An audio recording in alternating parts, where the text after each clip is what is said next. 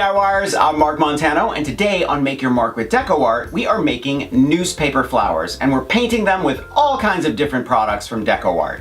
Now before I forget, I want you to thumbs up if you like this video, and leave DecoArt a comment if you have a question about this project, or you just want to say hello to DecoArt. Are you ready? Let's make some newspaper flowers.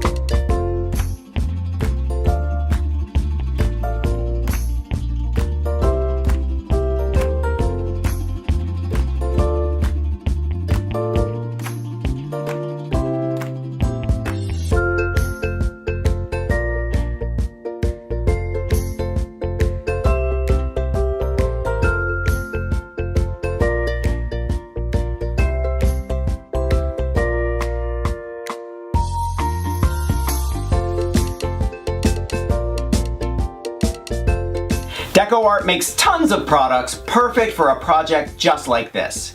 So pick your favorites and don't forget to make your mark with DecoArt. I'll see you next week.